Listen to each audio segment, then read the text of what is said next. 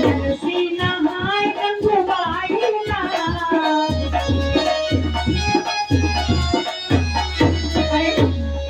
नारद नहाय माँ बीड़ा बजाए माँ सबको नहाय।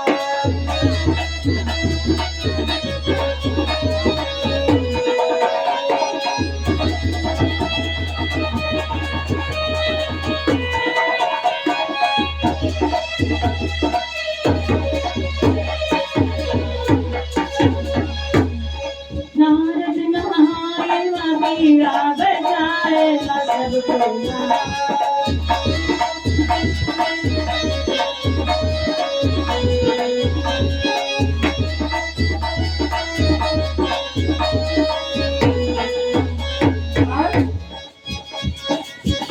मेरे नाम नहाय मेरे सतगुरु नहाय।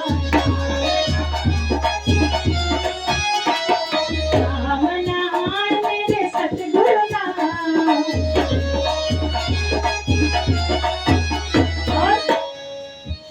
सब संत नहाय माँ ताली बजाए माँ सबको नहाय।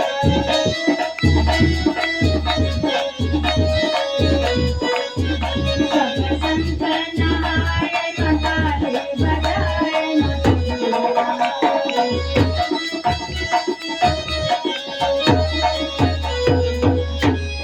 राम नाम नदिया गंगा बही जाए माँ सबको नहाय।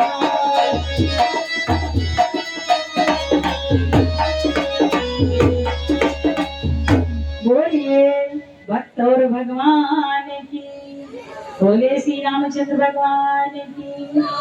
आज बहुत सुंदर दर्शन हो रहे हैं भगवान के,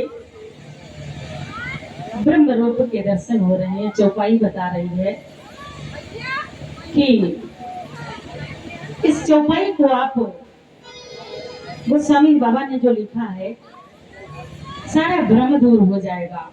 इसको आप धारण कर लीजिए, याद कर लीजिए, क्योंकि इससे हमको बहुत लाभ मिला है एक चौपाई से। क्योंकि ऐसी ऐसी चौपाई है, एक ही चौपाई पकड़ लीजिए, मनो कल्याण है। तो बहुत सुंदर चौपाई है, हमको बहुत लाभ इस चौपाई से मिला। इसलिए आपको पिछले साल भी बताया था, फिर बता रहे हैं कि भगवान देखना नहीं आता है ना। कोशिश करते हैं लेकिन भगवान देखना नहीं आता, वृत्ति बदलती है। कैसे भगवान देखें? पहले हमको दोष दिखता है, गुण दिखते हैं। गुण नहीं दिखते, दोष देखने में कर्म बनते हैं, है ना। कर्म बनते तो क्या होता है, इकट्ठा होती है, आए हैं चुप्तू करने के लिए और बांध लेते हैं। ये ना बंधे, है ना, खाली हो जाए, निर्मल हो के जाए। क्योंकि भगवान कहते हैं निर्मल मन जन सो मोहि भावा, मोहि कपट छल छिद्र लगा। भगवान कहते हैं निर्मल मन हो जाए आपका, और सब में भगवान देखो।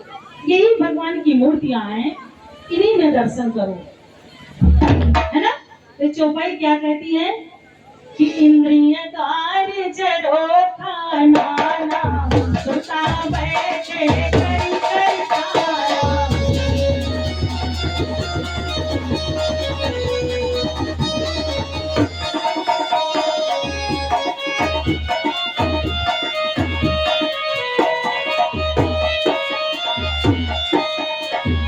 चौपाई कह रही है, क्या बता रही है, इंद्रिय द्वार झरोखा नाना, है ना।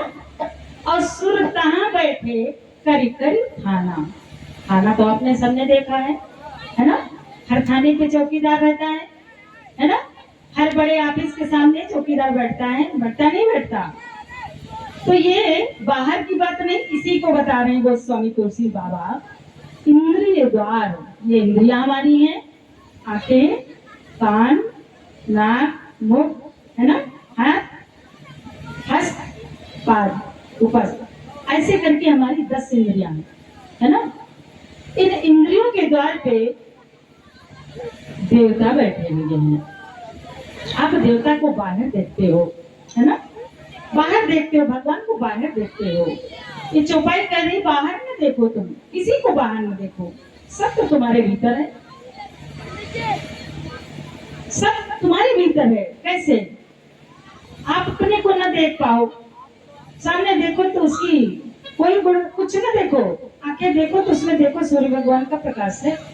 सूर्य भगवान बैठे हुए हैं ना आंखों में, है ना, कानों में पवन देवता है, सब ओर से आवाज इनको सुनाई दे रही है ना।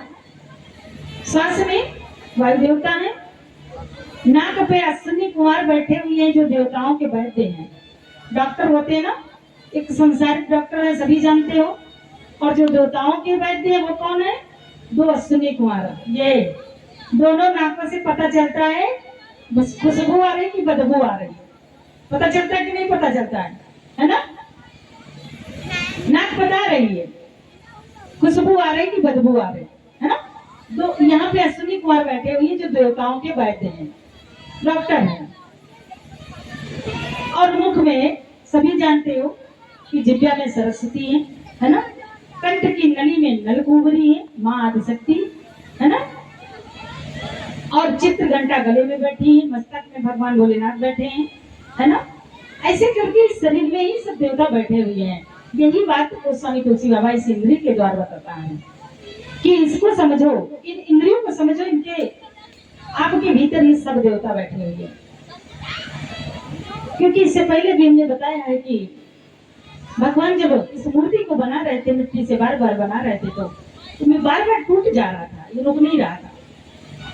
माता लक्ष्मी जी कहती है प्रभु इसको आप बार बार बना रहे हो, बार बार टूट जा रहा है, रुक नहीं रहा। भगवान ने कहा ठीक है, देवताओं को आदेश दिया, देवता आ जाते सब हाथ जोड़ के और कहते हैं हाँ प्रभु आज्ञा दीजिए, बताइए। कहते बार बार बना रहे, बार बार ये उखड़ जाता। देवता सब कहने लगे हे प्रभु चिंता न कीजिए, अब हम सब इसमें प्रवेश करेंगे, हम सब रहेंगे। देवता कहते हैं हम सब इसमें रहेंगे। ये शरीर की बात है ये कि हम सब इसमें रहेंगे। आंखों में सूर्य देव का वास हो गया, है ना। इसी तरह सब इंद्रियों में देवताओं का वास है, सब हमको पता चलता है ना। देवता सब बताते हैं क्या सही है क्या गलत है, सब बता रहे हैं। तो इस चौपाई को धारण कर लेंगे तो बहुत आपको लाभ मिलेगा, फायदा मिलेगा। बोलिए श्री रामचंद्र भगवान की। अब समय हो रहा है, बिल्कुल समय नहीं बचा ना। एक भी है, देखो भैया अभी कह रहे भाई बहुत समय है, मन नहीं बनना है। तो बोले श्री रामचंद्र भगवान की। तो चलो समय है, बहुत अच्छा बताया, समय है तो बता दिया। अब रामचरितमानस में आखिरी में चलते हैं समाप्ति की ओर, क्योंकि पूर्ण होना बहुत जरूरी है ना। काकभूषण जी पक्षीराज गरुड़ जी को कथा सुनाते हैं, देवादेव महादेव माँ पार्वती को कथा सुना रहे हैं, और भरद्वाज जी को मुनि याज्ञवल्क्य जी सुनाते हैं। और प्रभु की कृपा से हम सब एक दूसरे के द्वारा, कोई कहता है कोई सुनता है, ये कथा हम सब बड़े आदर के साथ बड़े सौभाग्य से प्राप्त कर रहे हैं, श्रवण कर रहे हैं। यही कथा ये बहुत महान है, ये कथा राम कथा। काकभूषण जी की कथा तो कभी बंद नहीं होती, सुनता ही रहता है, रात दिन उनकी कथा चलती रहती है। और पशु पक्षी जीव जंतु ऋषि मुनि सूक्ष्म रूप से स्थूल से सब आके जाने कितने सुनते रहते हैं, कभी बंद नहीं करते। सांडिल्य मुनि जी चित्रकूट में आज भी कथा नित दिन चलती रहती है। और एक बात आपको बता दें, अभी 7-8 दिन पहले ही चित्रकूट गए थे, वहां देखकर एक दर्शन कर बड़ा आनंद आ गया हमको कि भगवान कांतानाथ जी का तो मंदिर है प्रभु का, है ना। आप सब गए ही हैं। और एक जो सबसे विचित्र जो दर्शन किया है, त्रेता युग आज भी वहां पे है, त्रेता युग है, ये जानकर हमको बहुत अच्छा लगा कि त्रेता युग है। वो लक्ष्मण शिला जो भगवान का, जिसमें लक्ष्मण जी प्रभु की रक्षा के लिए ऊंचे जो शिला है उस पर बैठते थे, और प्रभु विश्राम करते हैं। लक्ष्मण जी रक्षक हैं, रक्षा करने के लिए, सबसे बचाने के लिए कि कोई राक्षस आके आक्रमण न करे, डालें, कोई किसी ऋषि मुनि को कष्ट न हो। थोड़ा सा शांति रखिए भैया। तो गोस्वामी तुलसी बाबा कहते हैं लक्ष्मण जी वहां बैठते थे, वो शिला आज भी है, वैसा ही है, उसको किसी की औकात नहीं है छूने की। भगवान राम जी की जन्मभूमि जो है उसको तोड़ तोड़ के तो लोगों ने मस्जिद बना दी, है ना। तोड़ा मस्जिद बनाया, फिर मंदिर बना, फिर प्रभु की कृपा, है ना। राम रक्षक तो कौन रक्षक, इनकी औकात है राम नाम को नीचे कर दे, है ना। फिर बना, आज भव्य मंदिर बना।